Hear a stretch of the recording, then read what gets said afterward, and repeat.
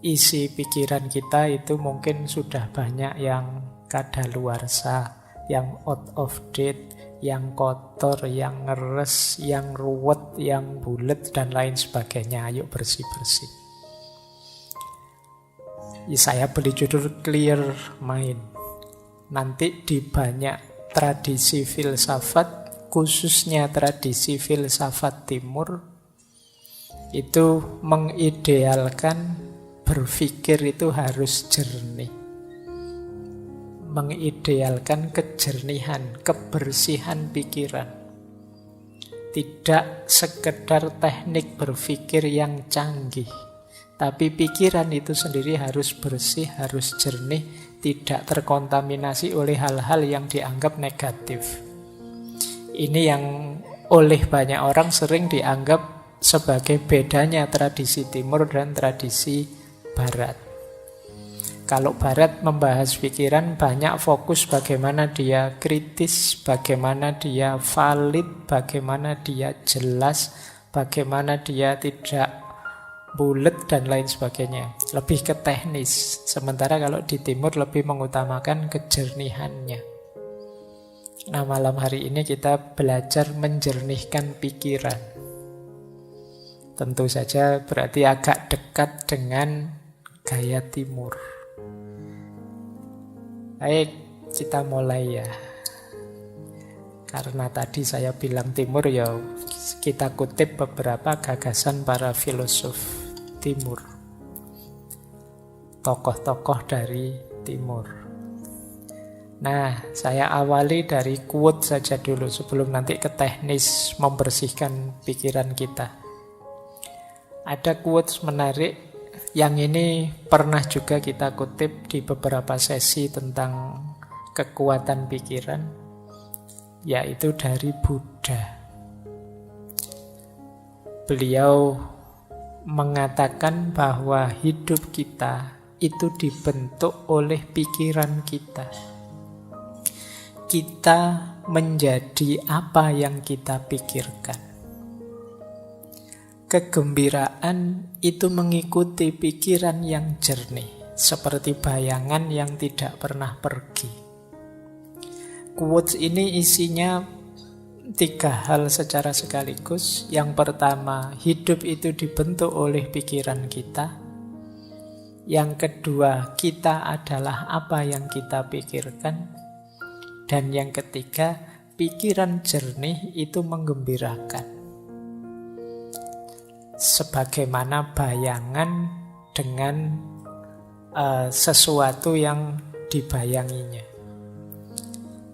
Jadi kalau orang kok pikirannya jernih, otomatis gembira. Kenapa kok kita galau? Kemungkinan pikiran kita ruwet. Jadi tidak karu-karuan, itu terus kita sedih. Tapi kalau pikiran kita jernih, oh yang salah ini, yang benar ini, oh yang cocok ini, yang tidak cocok ini. Kalau tegas jelas itu kan kita senang, gembira, lega. Tapi kok masih banyak kerumitan-kerumitan, keruwetan-keruwetan, tidak jernih, itu biasanya kita masih galau. Maka kegembiraan itu mengikuti pikiran yang jernih. Dan diri kita itu dibentuk oleh pikiran kita. Kalau kalian menganggap, Pak, siapa sih saya ini? Saya ini orang rusak loh, Pak. Nah, kamu sendiri menganggap dirimu orang rusak. Itu kan berarti nanti ketika kamu menjalani hidupmu, kamu akan memposisikan dirimu sebagai orang yang rusak. Jadi kita adalah pandangan kita sendiri, pikiran kita sendiri tentang diri kita. Teman-teman boleh flashback ke belakang ya. Selama ini saya itu orang kayak gimana sih? Itu kemungkinan besar berawal dari pikiran kita sendiri. Jadi, mungkin kalau bahasa jauhnya, tidak penting kamu ganteng beneran apa tidak. Yang penting apa? Kamu merasa ganteng. Orang itu merasa ganteng saja, itu kan gayanya kayak orang paling ganteng sedunia kan sudah. Jadi meskipun secantik apapun kalian, seganteng apapun kalian, kalau pikiranmu, saya itu Pak, ya gayamu juga merasa seperti orang yang biasa saja. Jadi kita adalah sejauh yang kita pikirkan. Hidup kita dibentuk oleh pikiran kita. Maka hati-hati dalam berpikir. Jangan berpikir yang aneh-aneh, yang rusak-rusak, yang kacau-kacau, karena itu akan jadi diri kita. Kalau ada peribahasa dalam bahasa Inggris yang isinya to know is to be. Tahu itu sama dengan menjadi sesuatu. Apa yang ada di pikiran kita, seperti itulah nanti hidup kita. Kalau kita isi dengan hal-hal yang positif, ya hidup kita akan menjelma positif. Tapi kalau pikiran kita isi dengan banyak hal negatif, ya kita akan jadi orang yang negatif. Nah, ini pesan besar pertama ya, pentingnya pikiran. Makanya kata Imam Ghazali, pikiran itu pasukan kita yang paling kuat. Pikiran itu mungkin bukan penentu, tapi dia yang paling powerful, paling berpengaruh dalam hidup kita. Yang banyak menentukan hati. Tapi hati ini banyak disuplai informasinya oleh pikiran. Baik, coba ya bayangkan kalian ngaji tadi berangkat sambil membayangkan, wah nanti ngajinya mesti lama 2 jam. Mesti itu. Ya, jadi kamu duduk baru 1 detik, 2 detik pertama, itu pikiranmu sudah 2 jam yang akan datang. Ini masih lama 2 jamnya ya masih.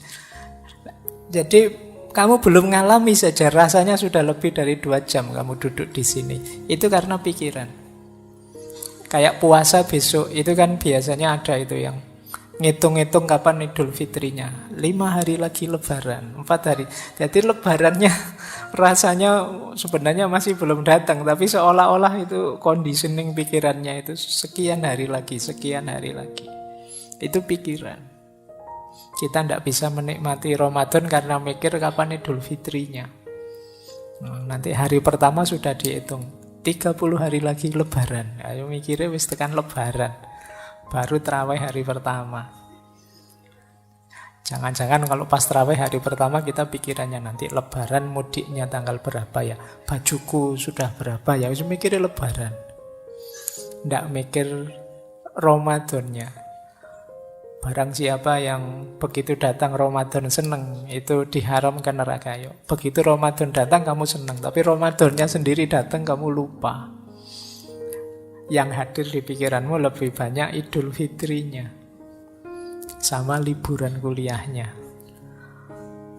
Jadi kupuh prei sama seneng-seneng Idul Fitrinya sampai lupa Lebaran. Itu pikiran. Hidupmu, gayamu, orientasimu ya ditentukan oleh pikiran. Maka penting pikiran yang jernih. Ada lagi kalimat dari Zhuangzi. Kalau ini salah satu tokoh dari Taoisme. Dulu pernah kita bahas khusus beliau ini. Kata dia begini, mereka yang mengikuti Tao. Tao itu artinya jalan. Ini konsepnya mungkin agak dekat dengan kalau dalam Islam ada thariqat, sama-sama jalan. Meskipun definisinya agak harus didalami lagi, tidak sederhana Tao itu. Tapi siapa yang mengikuti Tao pasti memiliki pikiran yang jernih. Orang yang pikirannya jernih ini mereka tidak membebani pikiran mereka dengan kecemasan. Dan luwes, lentur, mudah menyesuaikan diri dengan kondisi eksternal. Ini cirinya orang yang pikirannya jernih. Orang yang mengikuti jalan pikirannya akan jernih. Kalau pikirannya jernih, dia ini mudah menyesuaikan dengan kondisi situasi di sekelilingnya dan tidak mudah cemas. Kalau teman-teman kok merasa sering cemas, kemungkinan pikirannya belum jernih. Saya tidak bilang tidak jernih ya. Nanti kalau kamu tersinggung. Jadi pikiranmu mungkin belum jernih. Perlu dijernihkan kembali. Malam hari ini kita latihan pelan-pelan nanti menghadapi pikiran yang tidak jernih ini. Saya tambah 3 lagi dari beberapa. Yang pertama dari Erich Fromm, psikolog, psikoanalis, filosof yang pernah kita bahas tentang cinta. Kata dia, punya pikiran yang jernih dan ruang yang bersih memungkinkanmu untuk berpikir dan bertindak secara bertujuan, tidak asal-asalan. Jadi kalau pikiran kita jernih itu mengorientasikan tindakan itu enak. Tapi kalau pikiran kita ruwet, kadang kita tidak tahu kenapa melakukan ini, kenapa melakukan itu. Pokoknya isi ini pikiran bulat. Nah, ini membuat kita bertindaknya juga tidak kontrol. Karena pikiran menentukan diri kita. Atau kata yang dari India, Naval Ravikant, ini sebenarnya bisnismen, tapi juga penulis. Kata dia, kita mengatakan bahwa kita menginginkan peace of mind. Tetapi sebenarnya yang kita inginkan adalah peace from mind. Nah ini menarik, kata Ravikant ini, kita itu kan sering bilang saya ingin tenang. Pikiranku ingin tenang, peace of mind. Tapi sebenarnya bukan pikiranku ingin tenang, tapi peace from mind. Peace from mind itu mungkin mudahnya kita definisikan ada banyak hal yang harus kita buang, kita sisihkan yang ada di pikiran kita itu. Karena mungkin tidak penting, tidak urgent. Dari situ terus muncul ketenangan. Ini namanya peace from mind. Tidak sekedar peace of mind. Peace of mind itu mungkin sifatnya tidak bisa lama.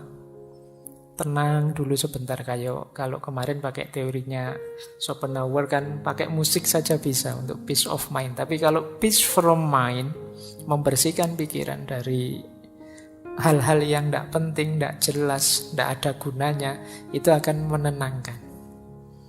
Nah, silahkan nanti teman-teman ya, boleh dicermati isi kepala kita itu selama ini apa saja sih. Bisa tidak teman-teman coba dibayangkan sejak tadi pagi sampai malam hari ini, itu sempat mikir apa saja. Berapa banyak yang dipikirkan itu hal-hal penting dan berapa banyak hal-hal biasa saja dan berapa banyak hal-hal tidak penting. Atau jangan-jangan ada pikiran-pikiran yang merusak, pikiran-pikiran negatif. Nah, kita jarang ya mencermati pikiran kita sendiri. Kira-kira yang paling mempengaruhimu itu pikiran-pikirannya siapa? Atau pikiran yang seperti apa? Atau berita informasi yang seperti apa? Terus kamu nilai, ini penting enggak sih? Ini ada gunanya enggak sih? Kayak filternya Socrates dulu itu. Ini kalau saya enggak tahu, ada gunanya enggak sih untuk hidupku? Terpengaruh enggak sih saya kalau saya enggak tahu ini? Coba ya nanti kamu cek lagi. Kalau masih bingung juga caranya gimana sih Pak? Kamu buka WA-mu sajalah. WA grup atau WA yang kamu sendiri. Itu kira-kira info-info di situ itu hal-hal penting. Atau ya, isinya iseng semua saja. Semuanya isinya share, komen, like, dan isinya bongso ngono-ngono kuwi. Semuanya copy paste. Nah, kira-kira kalau kamu ndak ngerti itu, kira-kira ada gunanya ndak sih? Kalau misalnya dicoba ya, coba kalau ndak usah kamu baca info-info di grup-grup WA-mu itu 1-2 hari saja, terus hari ketiga kamu buka, kamu ketinggalan informasi banyak ndak sih? Ada hal penting yang terlewat ndak sih? Atau ya biasa saja itu Pak, saya bisa langsung ngikuti di hari ketiga itu, bisa ngobrol lagi, ndak ada yang ketinggalan sama sekali. Oh berarti mungkin banyak pembicaraan yang ndak penting. Nah coba ya kamu sendiri yang ngecek sejauh mana sih aktivitasmu sehari-hari itu bermakna. Ayo sejak pagi sampai malam hari ini sudah melakukan apa saja? Berapa persen dari yang kita lakukan itu hal penting, berapa persen hal rutin, dan berapa persen hal tidak penting. Nah, nanti akan kelihatan siapa diri kita. Baik, saya lanjutkan. Ini yang terakhir, ada pandangan dari Paulo Coelho. Ini penulis. Tulisannya banyak, kata dia, santailah, biarkan pikiranmu menjadi kosong, dan kejutkan dirimu dengan harta karun yang mulai mengalir dari jiwamu. Jangan lupa jiwa kita ini khazanah yang luar biasa. Kalau teman-teman mau membacanya. Nah, khazanah yang luar biasa ini sering terpendam, tidak muncul. Kenapa? Karena kita sibuk oleh hal-hal di luar diri. Sampah pikiran kita banyak sekali, luar biasa. Sehingga tidak bisa masuk lagi hal penting justru dari dalam diri kita sendiri.